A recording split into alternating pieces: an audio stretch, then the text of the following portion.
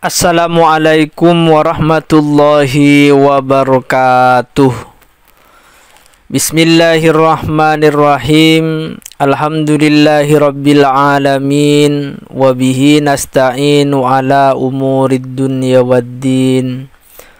Wassalatu wassalamu ala ashrafil anbiya'i wal mursalin Sayyidina Muhammadin wa ala alihi wa sahbihi ajma'in, amma ba'du.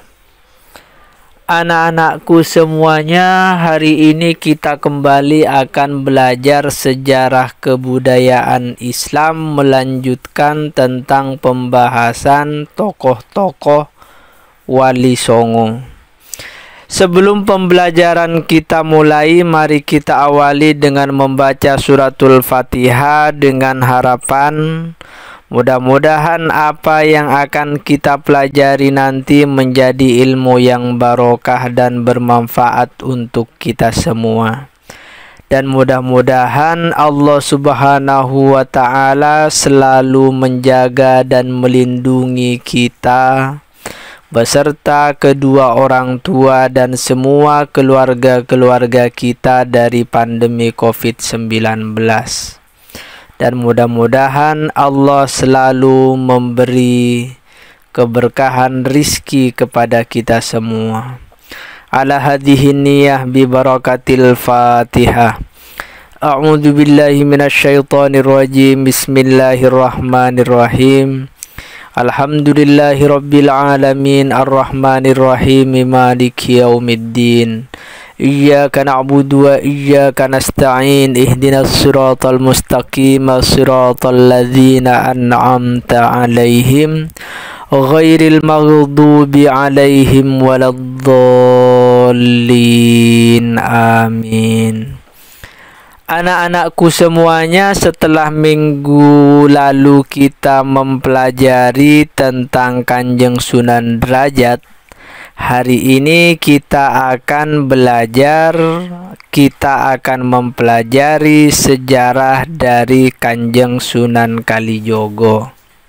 Nama asli dari Kanjeng Sunan Kalijogo adalah Raden Sahid atau Raden Mas Said. Ada yang mengatakan Raden Sahid, ada yang mengatakan Raden Mas Said. Raden Sahid adalah merupakan putra Adipati Arya Wilatikta.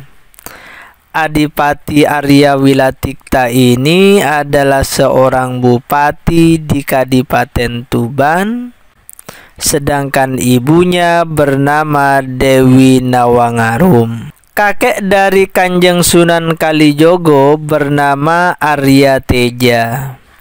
Arya Teja ini nama aslinya adalah Abdurrahman. Dan Abdurrahman adalah seorang keturunan dari Arab. Abdurrahman berhasil mengislamkan Bupati Tuban yang ketika itu dijabat oleh Arya Dikara.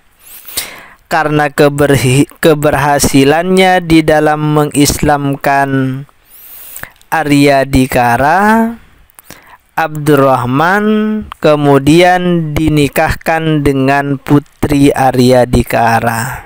Dari pernikahan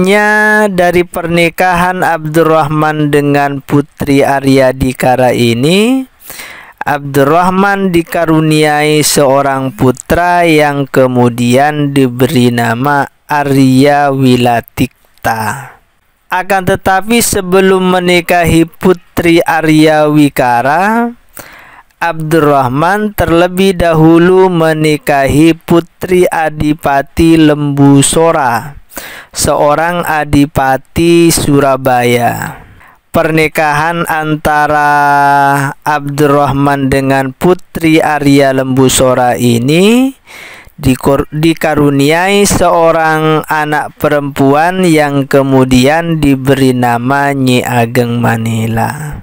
Nyi Ageng Manila ini yang kemudian diperistri oleh Kanjeng Sunan Ampel, sehingga hubungan kekerabatan antara Sunan Bonang yang merupakan putra dari Kanjeng Sunan Ampel, dengan Sunan Kalijogo yang merupakan putra dari Arya Wilatikta, dan Arya Wilatikta merupakan anak dari Arya Teja atau anak dari Abdurrahman, maka hubungannya adalah saudara sepupu, atau Sunan Kalijogo ini adalah merupakan keponakan dari Nyi Ageng Manila.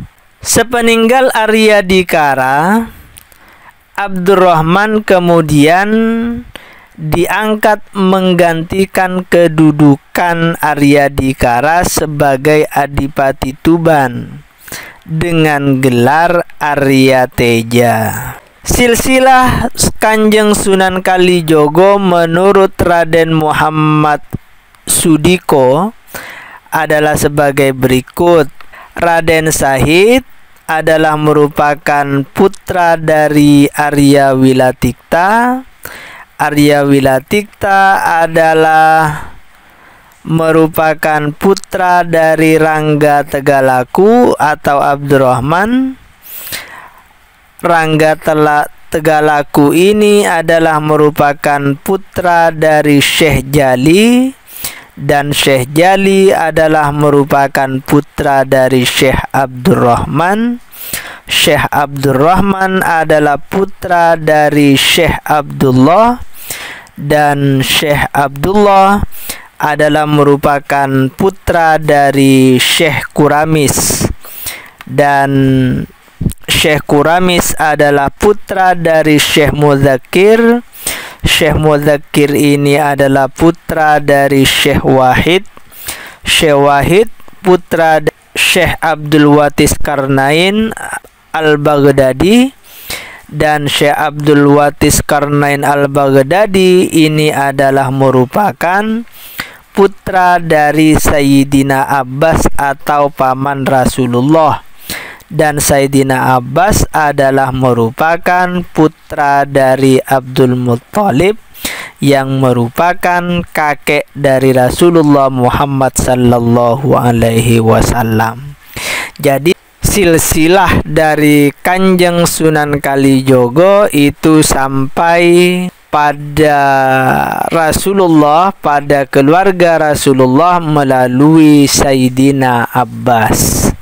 Ada beberapa nama atau julukan yang kemudian disematkan atau diberikan kepada Kanjeng Sunan Kalijogo. Misalnya Kanjeng Sunan Kalijogo itu dipanggil dengan panggilan Syekh Melaya. Ada juga yang memberikan panggilan kepada Kanjeng Sunan Kalijogo dengan Lokajaya. Ada yang memanggil Raden Abdurrahman, ada yang memanggil Pangeran Tuban, dan juga masyarakat ada yang memanggil Ki Dalang Sidabrangti.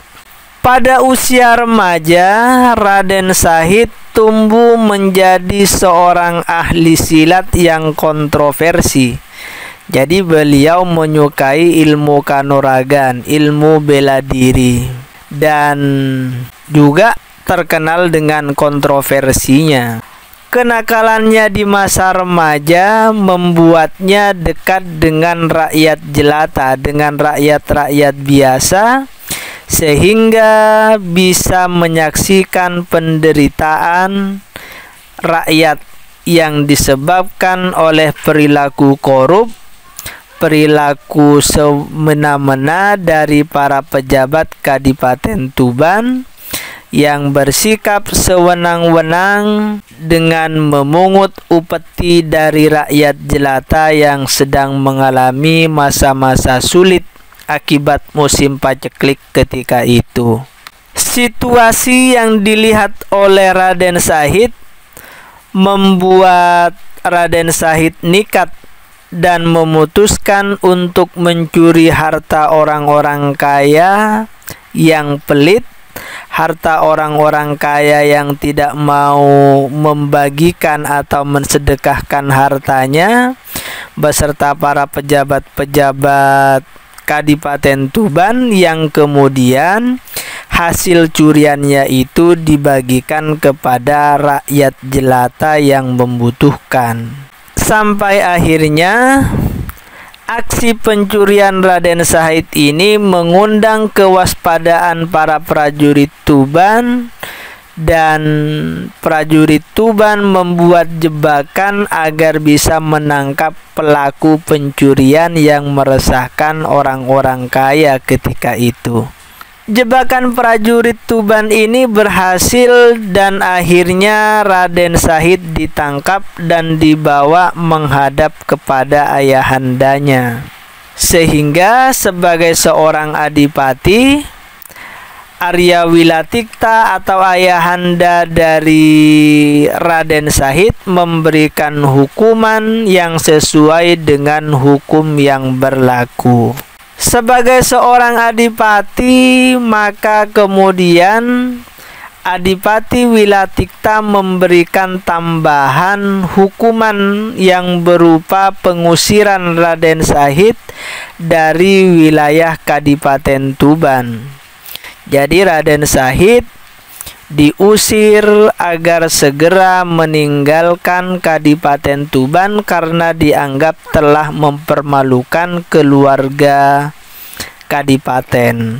Setelah diusir dari wilayah Tuban, Raden Syahid memutuskan untuk tinggal di hutan Jatisari dan melanjutkan kebiasaan mencuri dan merampok, sehingga Raden Syahid dikenal dengan sebutan Berandal Lokajaya. Berandal Lokajaya yang memiliki arti kata loka, artinya wilayah, tempat atau daerah, sedangkan jaya memiliki arti menang atau menguasai. Dengan demikian, Lokajaya adalah penguasa wilayah. Perubahan drastis dalam pribadi Raden Syahid yang awalnya sering melakukan perampokan dan pencurian kepada orang yang lewat di daerah kekuasaannya mengalami perubahan drastis ketika Raden Syahid berupaya untuk merampas tongkat Kanjeng Sunan Bonang yang sedang melintas di daerah kekuasaan Berandal Lokajaya. Kanjeng Sunan Bonang ini membawa sebuah tongkat yang terlihat berdaun emas. Jadi gagangnya itu terlihat oleh Raden Syahid terbuat dari emas, sehingga Raden Syahid tertarik untuk merampasnya, untuk merampas tongkat yang dibawa oleh Kanjeng Sunan Bonang. Tongkat yang dibawa oleh Kanjeng Sunan Bonang ini direbut secara paksa oleh Raden Syahid dan mendorong tubuh Sunan Bonang sampai terjatuh.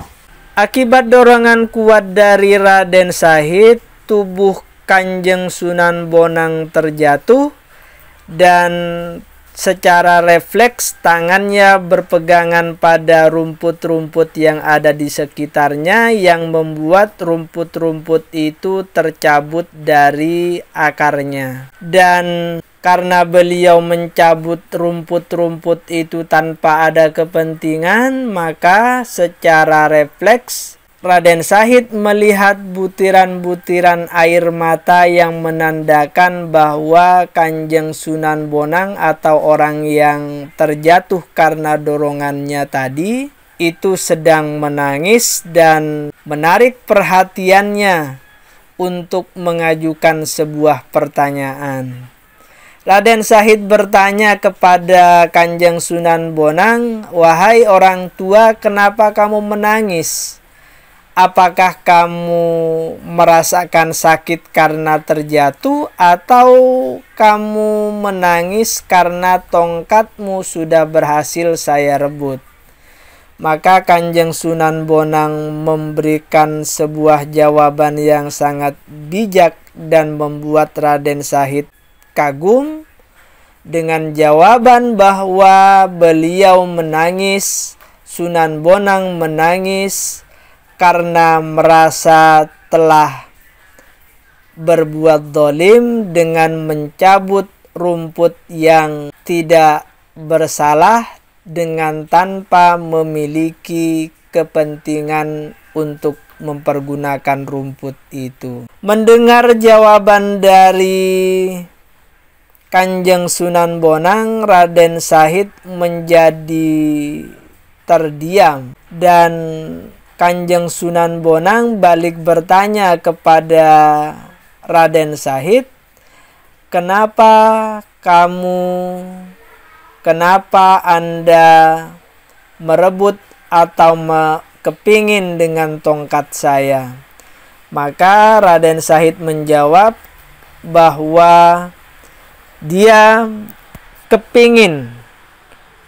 menginginkan tongkat yang berdaun emas itu dia miliki dan kemudian dijual untuk dibagi-bagikan kepada masyarakat yang sedang mengalami kesulitan dalam hidupnya. Mendapat jawaban seperti itu, maka kemudian Kanjeng Sunan Bonang dengan karomahnya menunjukkan kepada Raden Syahid dengan mengubah buah aren menjadi emas.